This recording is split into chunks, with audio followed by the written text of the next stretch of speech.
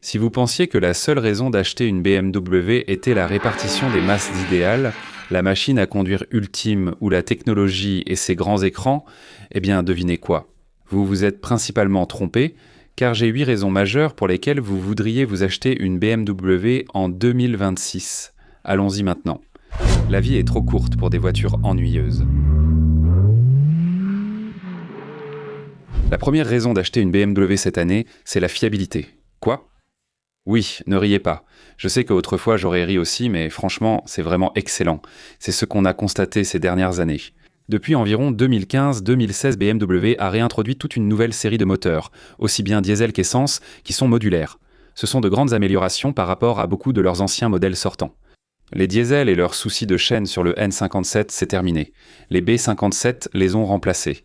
Le moteur essence N20 connaissait divers problèmes de chaîne de distribution et de guide, désormais résolus avec l'arrivée du B48. Le B58 utilisé dans la grande majorité de leurs modèles n'est plus seulement réservé à l'univers BMW, mais d'autres marques comme Toyota l'utilisent aussi dans certaines de leurs voitures.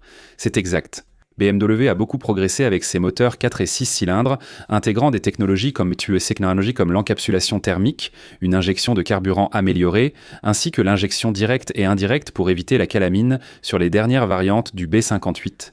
C'est exact, ils ont abandonné la pompe à eau électrique et l'ont remplacée par une pompe à eau mécanique. Ils utilisent également des boîtes automatiques ZF à 8 rapports réputés pour leur expérience de conduite et leur fiabilité parmi les meilleurs de l'industrie.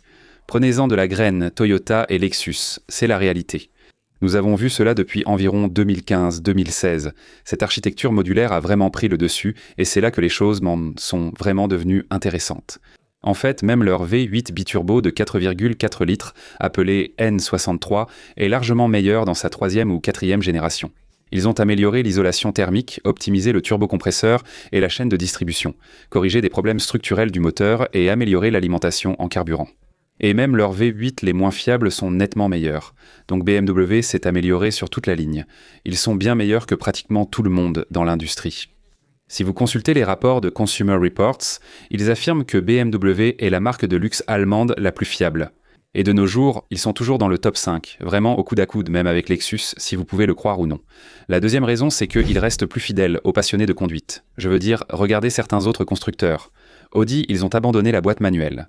Ils se débarrassent de certaines de leurs voitures de performance. Ils ont abandonné la R8 même s'ils pourraient lancer autre chose. Audi devient un peu fade, honnêtement. Et puis, si vous regardez de l'autre côté, Mercedes-Benz, les amateurs d'AMG, la C63, oui, au revoir. Ils l'ont remplacée par un 4 cylindres turbo et une hybride. Désolé, mais ça ne fait tout simplement pas l'affaire. Clairement, ils s'éloignent de beaucoup de vrais passionnés de conduite, alors que BMW est resté fidèle.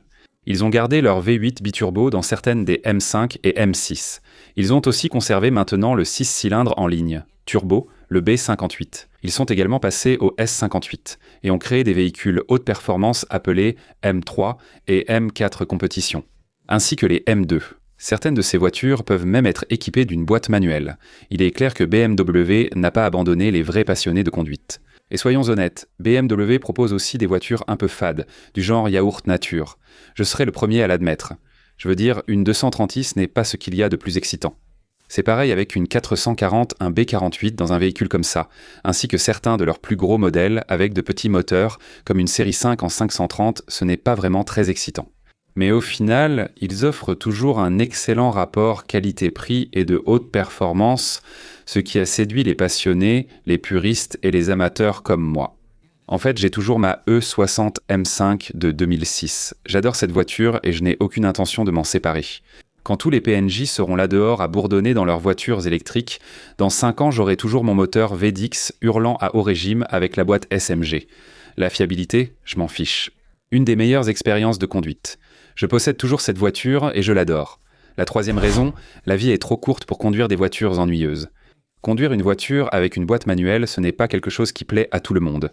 Mais s'il faut choisir, si j'ai le choix, je prends une boîte manuelle tous les jours de la semaine. Et oui, elles sont toujours disponibles dans la série 2, la série 3, le coupé, la série 4. Oui, vous pouvez même l'avoir dans la Z4. Certaines BMW et certains modèles peuvent encore être équipés en option lorsque vous achetez votre voiture neuve. Et 2026 promet qu'il y aura encore quelques-unes de ces voitures qui traîneront. Si vous aimez passer les vitesses vous-même et ressentir l'excitation d'une voiture engageante, notamment lors du passage de la première à la seconde, en accélérant fort tard au feu vert, cela ne pourra jamais être reproduit par une boîte de vitesse double embrayage, ni même par une bonne boîte automatique classique. Une boîte manuelle est vraiment la seule façon de retrouver cette excitation de conduite. Qui d'autre fait ça en dehors de maintenant, d'accord, la Toyota Supra qui est en fait un produit BMW sous le capot.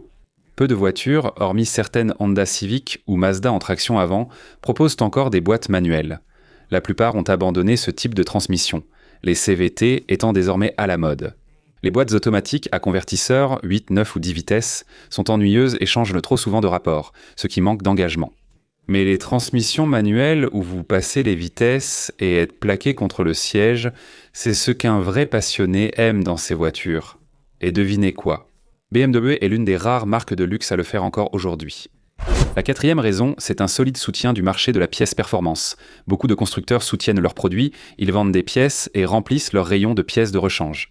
Parfois, ces constructeurs fabriquent des pièces qui deviennent défectueuses. Ça va casser, ça va fuir, ça va se fissurer, et puis tu te retrouves à remplacer la pièce. Et elle va encore tomber en panne après 81 000 km, puis encore après 81 000 km, et encore après 81 000 km. Parfois, il y a des produits qui sont tout simplement mal fabriqués. Eh bien, devine quoi ? BMW profite d'un très bon soutien du marché de la pièce performance. Tu remplaces aussi certaines pièces d'origine défectueuses ou en plastique. Certains fournisseurs de pièces performance les remplacent pendant par des pièces en aluminium, métal ou acier, nettement améliorées et plus fiables. Aussi, des réglages comme JB4 et Burger Tuning, kit de passage de vitesse court, système d'échappement, conversion de phare ou de calandre, tout ce que tu veux. BMW dispose d'un réseau solide et vaste de fournisseurs. Ils sont prêts à répondre à chacun de tes besoins. De nombreux préparateurs ainsi que de nombreuses ressources et passionnés partagent leurs histoires et conseils pour optimiser ta voiture. C'est l'une des rares marques qui se concentre vraiment là-dessus. Et grâce à cela, tu as beaucoup de jeunes acheteurs qui aiment personnaliser leur voiture, la rendre unique, se l'approprier. Ils le peuvent car le marché de la préparation est solide. Peu de constructeurs ont une communauté aussi forte que BMW. Donc si tu veux personnaliser ta propre voiture ou si tu as envie de faire quelque chose d'unique ou d'ajouter quelques modifications au fil du temps, ce sont probablement parmi les meilleures plateformes pour ça. Numéro 5, c'est une forte valeur de revente. Je sais que tu te demandes pourquoi nos BMW d'occasion sont si abordables. J'ai fait des vidéos là-dessus. Avant, c'était vrai et ça l'est encore pour certains modèles, mais certains ont maintenant une forte valeur de revente. Si tu regardes les modèles M, M2, M3, M4 forte valeur de revente, M5 forte valeur de revente. Tout ce qui est équipé du moteur B58, parce qu'il est tellement fiable, tellement durable et maintenant tellement légendaire. Tout ce qui porte l'identifiant B58, les modèles en 40, n'est-ce pas ? La 440, 340, M, 340 et 240. Tout ce qui possède le B58 semble garder une forte valeur, alors que les BMW conventionnels perdraient environ 50% de leur valeur d'origine en 5 ans. De nombreuses voitures gardent 60 à 70% de leur valeur initiale, surtout grâce à leur groupe motopropulseur. On peut tout de même trouver une BMW d'occasion abordable. Vous optez pour la version standard, vous savez, une 530 ou une série 7 des voitures dont les gens savent qu'elles risquent d'être problématiques, ou alors le coût élevé à l'achat, ou encore le fait qu'elles étaient surévaluées neuves, comme une série 7 ou certains modèles de la série 8.